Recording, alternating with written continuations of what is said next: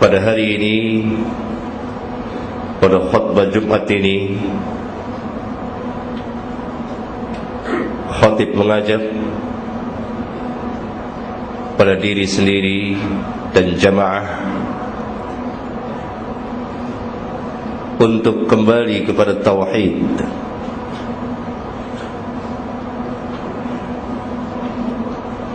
kembali kepada tauhid, agamanya para nabi dan rasul. Seruan atau dakwah seluruh para nabi dan rasul adalah at-tauhid. At-tauhid yang menjadi asas di dalam dinul Islam,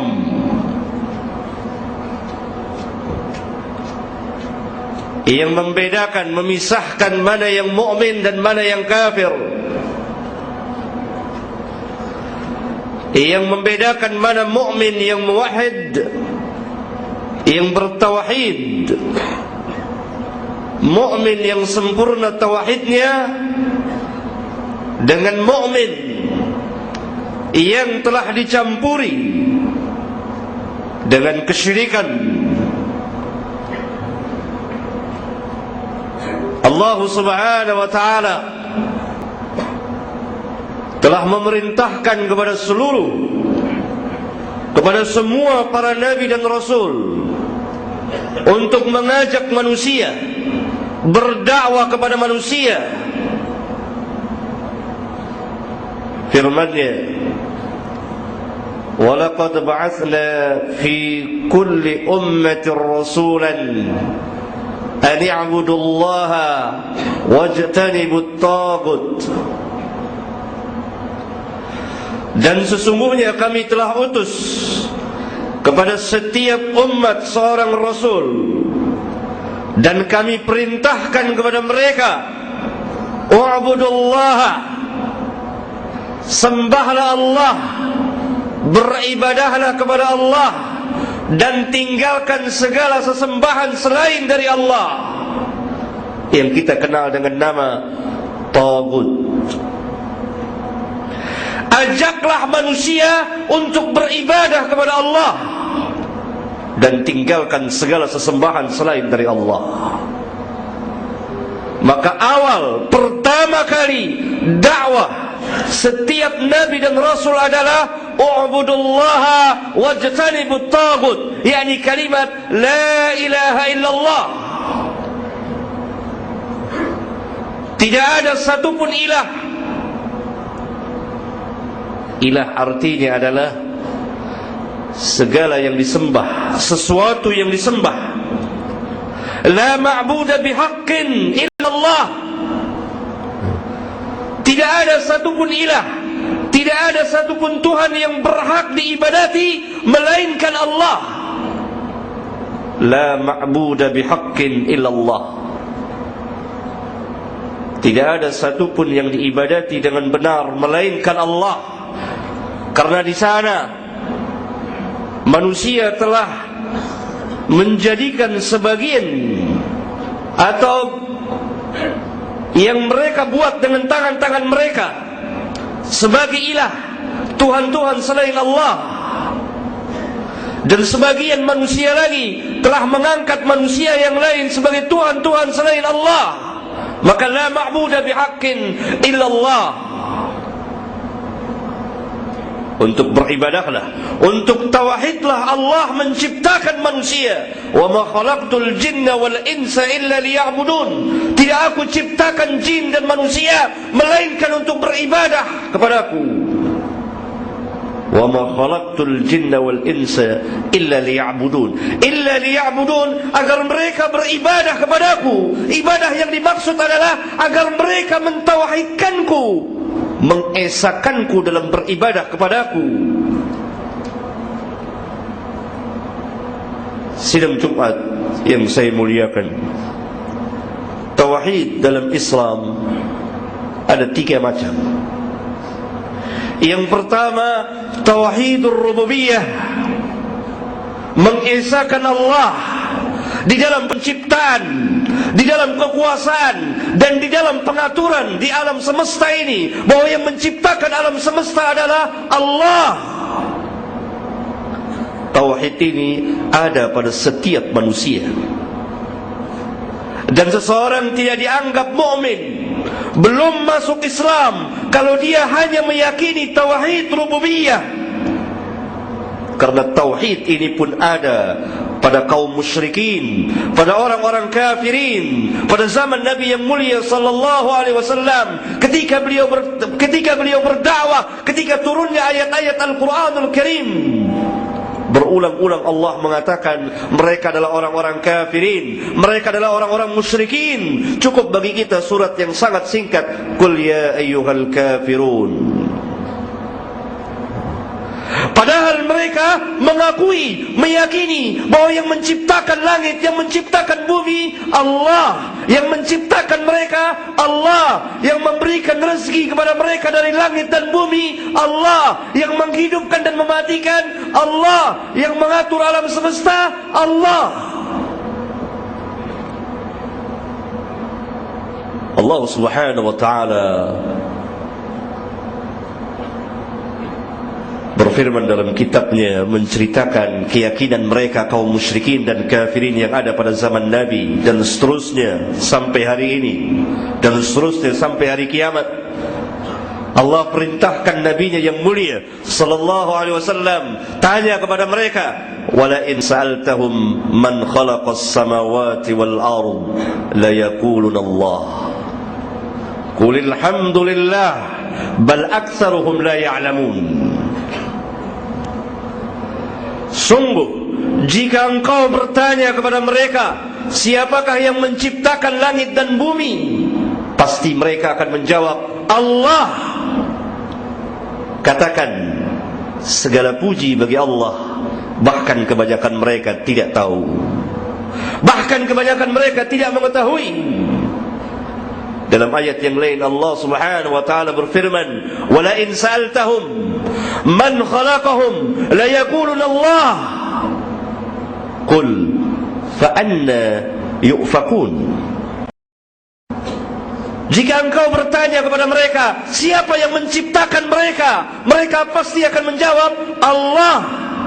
Maka bagaimana mereka dapat dipalingkan dari beribadah kepada Allah, dari mentauhidkan Allah, mengesahkan Allah dalam beribadah kepada Allah tabaraka wa ta'ala. Dalam ayat yang lain Allah tegaskan, qul, katakan kepada mereka, hai Muhammad, may yarzuqukum minas samai wal ard amman yamliku as-sam'a wal absar wa man yukhrijul hayya minal mayyiti wa yukhrijul mayyita minal hayy wa man yudabbirul amr fasayaquluna Allah faqul afala tattaqun. Katakan, siapakah yang memberikan rezeki kepada kamu dari langit dan bumi? Atau siapakah yang telah memberikan kepada kamu, yang kuasa menciptakan pendengaran dan penglihatan pada kamu? Dan siapakah yang mengeluarkan yang hidup dari yang mati, mengeluarkan yang mati dari yang hidup? Dan siapakah yang mengatur sekalian urusan ini, segala urusan ini? Mereka akan menjawab, Allah. Maka kenapa mereka tidak mau bertakwa kepada Allah? Katakan, faqul afala tattaqun. Katakan kepada mereka, kalau mereka meyakini, mengakui tauhid rububiyah, mereka mengakui bahwa yang menciptakan mereka Allah, yang menciptakan langit dan bumi Allah, yang mengatur segala urusan Allah, bahkan yang memberikan rezeki kepada mereka Allah, kenapa mereka melakukan kesyirikan kepada Allah? Kenapa mereka tidak sujud dan rukuk hanya kepada Allah? Sebagaimana yang Allah perintahkan, ya ayyuhan nasu ubudu rabbakumul ladzi khalaqakum wal ladzina min qablikum la'allakum tattaqun. Wahai manusia, beribadahlah kepada Rabbmu yang telah menciptakan kamu dan menciptakan orang-orang yang sebelum kamu, agar supaya kamu bertakwa, bertauhid kepada Rabbul Alamin.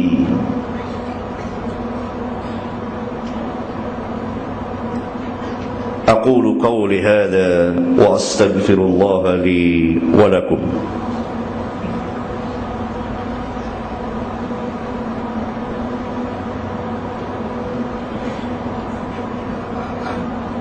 الحمد لله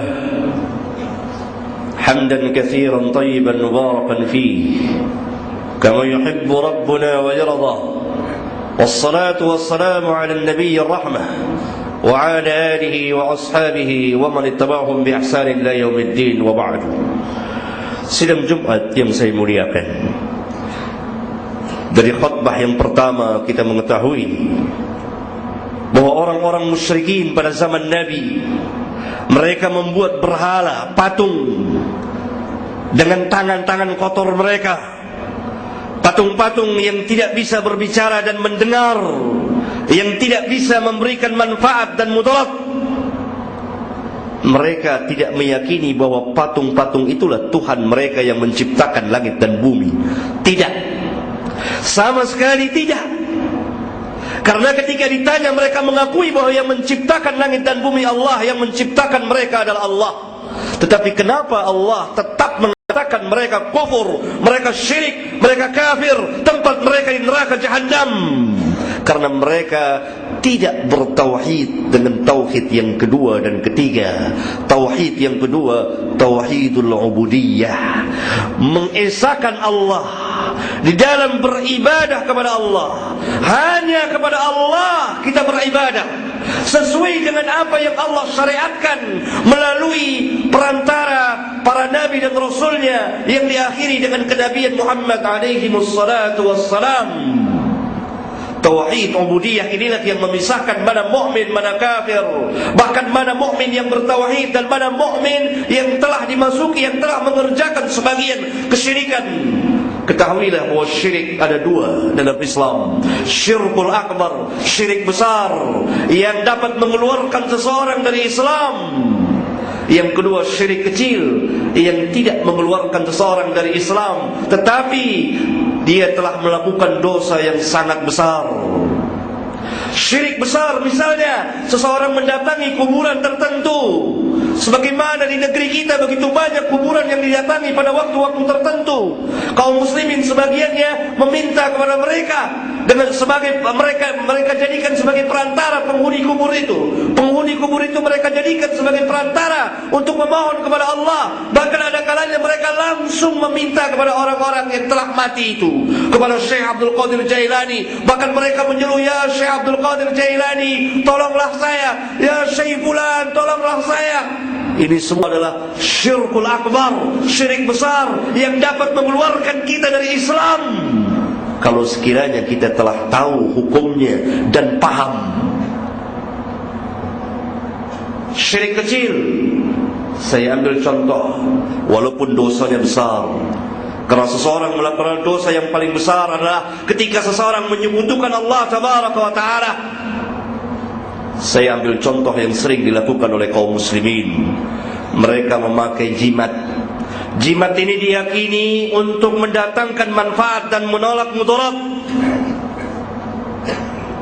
Kalau mereka meyakini jimat ini umumnya dipakai untuk mendatangkan manfaat dan menolak mudarat, kalau mereka meyakini bahwa jimat inilah yang memberikan, mendatangkan manfaat atau menolak mudarat, maka mereka telah kufur kepada Rabbul Alamin. Karena dengan sendirinya mereka telah menandingi Allah Subhanahu wa Ta'ala dengan jimatnya itu. Kalau dia meyakini bahwa jimat itulah sebagai pelaku yang memberikan manfaat dan menolak mudarat atau bahaya dari mereka. Orang pakai jimat macam-macam, ada cincin, ada kalung dan lain sebagainya, ada keris yang digantung setiap malam Jumat dicuci dan seterusnya. Ini dapat mengakibatkan seseorang syirik besar kalau dia meyakini bahwa jimat itulah yang sebagai pelakunya yang mendatangkan manfaat, menolak mudarat. kalau dia tidak meyakini demikian, tapi dia tetap meyakini bahawa yang memberikan, mendatangkan manfaat Allah, menolak mudarat Allah tabaraka wa ta'ala, yang menolak bahaya dari mereka Allah, tapi mereka jadikan jimat ini sebagai perantara sebab saja, maka mereka telah jatuh kepada syirik kecil. Perbedaannya tipis sekali. Dan bagi umumnya kaum muslimin, orang-orang awam tidak bisa membedakannya. Oleh karena itu banyak sekali di antara kita yang terjerumus ke dalam syirik besar. Contoh syirik besar, mereka menyediakan sesajen untuk para jin dan syaitan. Ini syirkul akbar, syirik besar, meminta-minta kepada jin dan lain sebagainya yang tersebar luas di negeri kita ini. Oleh karena itu, sidang Jumat yang saya cintai dan saya muliakan, mari kembali kepada tauhid. Pelajarilah kembali tauhid kita. Karena tauhid inilah yang akan menyelamatkan seseorang dari kekekalan di dalam api neraka Jahannam. Kalau dia ditakdirkan masuk neraka, kalau dia bertauhid, maka dia tidak kekal di dalam neraka. Orang-orang yang tidak bertauhid, orang-orang yang melakukan kesyirikan, syirik-syirik besar yang mengeluarkan dia dari Islam, maka mereka kekal di dalam api neraka Jahannam. Mudah-mudahan khutbah yang singkat ini menjadi ibrah bagi khatib dan bagi jamaah, sebagaimana Allah perintahkan kita, fa'tabiru ya ulil absar, ambillah pelajaran wahai orang-orang yang mempunyai pandangan. Allahumma qil lil mu'minina wal mu'minat wal muslimina wal muslimat al ahya'i minhum wal amwat.